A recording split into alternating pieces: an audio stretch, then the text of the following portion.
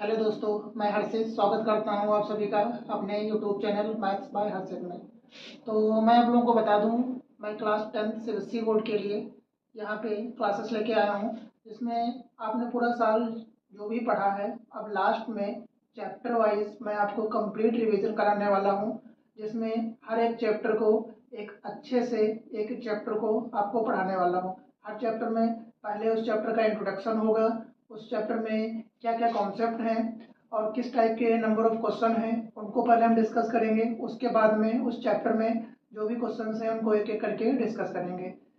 तो पहले यहाँ पे बता देते हैं कि कितने हमारे चैप्टर हैं और क्या क्या वेटेज रहते हैं एग्जाम में। तो पहला चैप्टर रहेगा रियल नंबर, जो कि 6 मार्क का है। फिर उसके बाद में दूसरा चैप्टर रहेगा पोलिनोमियल, जो कि 5 मार्क का है। फिर उसके बाद में pair of linear equation 6 mark का है। क्वाड्रेटिक इक्वेशन ये 4 मार्क का पूछा जाता है। फिर उसके बाद में अर्थमेटिक प्रोग्रेशन 5 मार्क का पूछा जाता है। ट्रायंगल 8 मार्क का। कोऑर्डिनेट ज्योमेट्री नंबर इसमें 6 रहते हैं। इंट्रोडक्शन ऑफ ट्रिग्नोमेट्री 7 मार्क का रहता है। सम एप्लीकेशन ऑफ ट्रिग्नोमेट्री ये 5 मार्क का रहता है।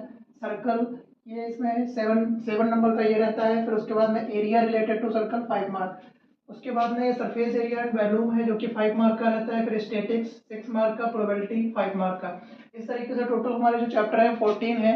और इनको जो है आपके एग्जाम से पहले मैं चैप्टर वाइज बहुत ही अच्छे से एक एक चैप्टर को पढ़ाने वाला हूँ, यही इसी चैनल यूट्यूब चैनल पे। तो जिनको भी रिवीजन करना है वो यहाँ इस क्लासेस के साथ में जुड़ सकते हैं और चैप्टर वाइज एक अच्छा अपना रिवीजन कर सकते हैं, जो कि आपके लिए बहुत ही ज़्यादा बेनिफिशियल रहेगा। तो सबसे पहले जब हम स्टार्ट करेंगे तो उसमें चैप्टर 1 से स्टार्ट करेंगे, रियल नंबर। तो रियल नंबर में पढ़ने से पहले जो भी इसमें इंपॉर्टेंट कॉन्सेप्ट हैं उनके बारे में हम डिस्कस कर लेंगे कि कौन कौन से इसमें कॉन्सेप्ट हैं, किस टाइप के क्वेश्चन हैं।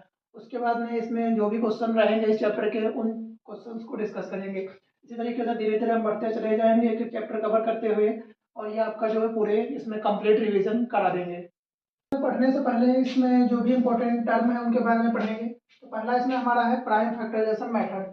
क्या होता है प्राइम फैक्टराइजेशन मेथड और किस तरीके से इसमें क्वेश्चन सॉल्व करना होता है। जैसे इसमें कोई भी हम एक कंपोजिट नंबर ले लेते हैं, फिर उसके बाद में इसके हमें फैक्टर निकालने होते हैं, जैसे 2 × 2 × 3। तो ये इसके जो है ये इसके प्राइम फैक्टर है। प्राइम फैक्टर ये पहला हमारा होता है प्राइम फैक्टराइजेशन मेथड। इसमें आपको कंपोजिट नंबर दिया होगा और उसके आपको फैक्टर निकालने होंगे। जैसे कि 18 है, तो ये इसके जो हो गए ये प्राइम फैक्टर हो गए। पहली टर्म ये रहती है कि प्राइम फैक्टर निकालने के लिए प्राइम फैक्टराइजेशन मेथड से करना होता है, तो इस तरीके से ये प्राइम फैक्टर निकाले जाएंगे। उसके बाद में जो अगली टर्म रहेगी वो रहेगी इंटीजर। इंटीजर्स, तो जो इंटीजर्स होते हैं वो हमारे दो टाइप के होते हैं, एक पॉजिटिव इंटीजर एक नेगेटिव इंटीजर। जैसे कि यहाँ पे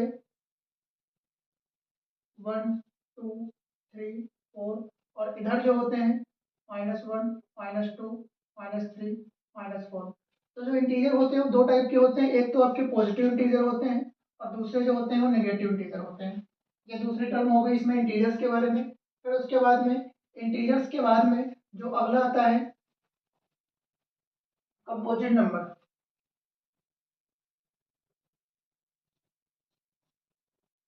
कंपोजिट नंबर, जो कंपोजिट नंबर होगा उसमें आपका जो भी नंबर होगा उसके 2 या 2 से ज़्यादा फैक्टर होते हैं। जैसे कि यहाँ पे कोई भी एक नंबर ले लेते हैं 12, तो 12 जो है इसके फैक्टर क्या क्या बन जाएंगे, 1 हो जाएगा, 2 हो जाएगा, 3 हो जाएगा, 4 हो जाएगा। उसके बाद में खुद ही अपने टेबल में 12 हो जाएगा, और अगला इसका एक 6 भी फैक्टर हो जाएगा। तो ये इतने फैक्टर हो गए जो कि आपके 2 से ज़्यादा है, 2 से मोर फैक्टर है। तो ये आपका एक कंपोजिट नंबर हो जाता है। एक और एग्जांपल ले लेते हैं, जैसे कि यहाँ पे 18 ले लिया, तो ये 1 की टेबल में रहेगा, 3 की टेबल में रहेगा, 6 की टेबल में रहेगा, 9 की टेबल में रहेगा, खुद अपनी टेबल में रहेगा। मतलब ये है कि यहाँ पे मोर देन 2 फैक्टर हो रहे हैं, मोर देन 2 फैक्टर। तो कंपोजिट नंबर में जब भी आपके मोर देन 2 फैक्टर हो जाए, किसी भी नंबर के अगर मोर देन 2 फैक्टर हो जाए तो आपका कंपोजिट नंबर होगा। फिर उसके बाद में अगला आता है प्राइम नंबर। अब जो प्राइम नंबर होता है, जो प्राइम नंबर रहेगा उसमें आपके सिर्फ 2 फैक्टर रहते हैं। प्राइम नंबर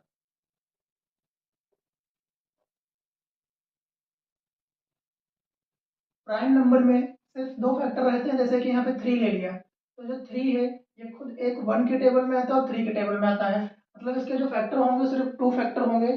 तो 2 फैक्टर अगर रहते हैं तो वो आपका प्राइम नंबर होता है, और अगर 2 से फैक्टर ज़्यादा हो जाते हैं तो कंपोजिट नंबर हो जाता है। दूसरा हो गया प्राइम नंबर। फिर उसके बाद में अगला आता है रेशनल नंबर।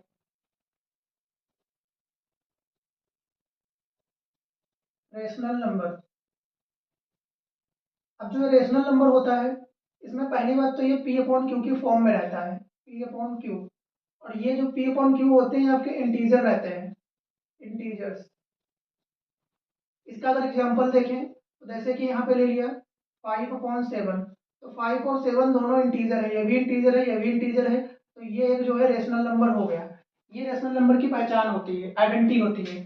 फिर उसके बाद में दूसरा अगर यहाँ पे एग्जांपल लें, जैसे यहाँ पे ले लिया √3 और √7, तो ये जो है ये तो एक इंटीजर है लेकिन ये एक इंटीजर नहीं है, तो ये रेशनल नंबर नहीं होगा। तो इस तरीके से रेशनल नंबर हमेशा पी अपॉन क्यू के फॉर्म में होते हैं, और जो कि इंटीजर होते हैं, इंटीजर जो है नेगेटिव या पॉजिटिव कोई भी हो सकते हैं, लेकिन यहाँ पे अगर ये रूट है तो एक इंटीजर नहीं है, तो ये रेशनल नंबर नहीं होगा।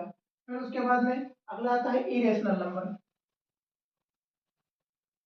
अब जो इरेशनल नंबर है पहले इसकी पहचान देख लीजिए क्या रहेगी।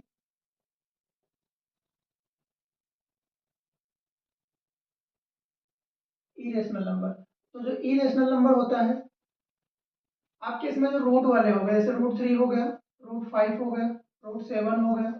फिर उसके बाद में यहाँ पे अगर हम दूसरा एग्जांपल ले लें √9, तो ये जो √9 है इसके फैक्टर निकल आएंगे 3 × 3। अब ये 3 × 3 एक इंटीजर है, तो ये जो है ये एक इरेशनल नंबर नहीं है, लेकिन इनके जो है फैक्टर नहीं होते हैं, तो ये आपके इरेशनल नंबर है। इरेशनल नंबर में उसके फैक्टर नहीं निकलेंगे, और जिसके हम फैक्टर निकल आएंगे वो आपका इरेशनल नंबर हो जाएगा। तो इसमें हमने आपको 4 पॉइंट बताए, एक तो इरेशनल नंबर, दूसरा रिलेशनल नंबर, फिर उसके बाद में इंटीजर। यहाँ पे हमने एक तो प्राइम फैक्टर बताया, प्राइम फैक्टर जिसमें आपको फैक्टर निकालने हैं। फिर उसके बाद में दूसरा यहाँ पे बताया composite number, composite number.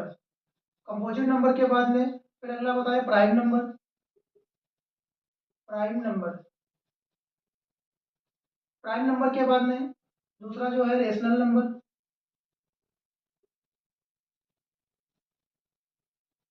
Rational number के बाद में इरेशनल नंबर, इरेशनल नंबर। और उसके बाद में एक जो अगला बताया वो इंटीजर। ये आपको इतने टाइप के नंबर इस चैप्टर रियल नंबर में पढ़ने हैं। प्राइम फैक्टर बता दिया है किस तरीके से इसके फैक्टर निकालने होते हैं। कोई भी नंबर यहाँ पे ले लेते हैं, जैसे 24 ले लिया तो इसके फैक्टर लिखोगे, 2 3 जा 6 हो गया, 6 2 जा 12 हो गया, 12 2 जा 24, तो ये इसके प्राइम फैक्टर हो गए। फिर उसके बाद में कंपोजिट नंबर बताया कि इसमें मोर देन 2 फैक्टर होते हैं। ये एक बार दोबारा से आपके सारी टर्म जो है वो रिवाइज करा रहे हैं। मोर देन 2 फैक्टर होते हैं, मोर देन 2 फैक्टर। फिर उसके बाद में अगला प्राइम नंबर बताया, तो इसके सिर्फ 2 फैक्टर होते हैं, 2 फैक्टर, ये आपका प्राइम नंबर रहता है।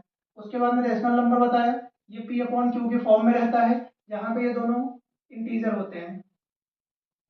फिर उसके बाद में अगला इरेशनल नंबर बताया, तो इसके जो है ये इस तरीके से जो भी ये रूट वाले रहते हैं ये आपके इंटीजर रहते हैं।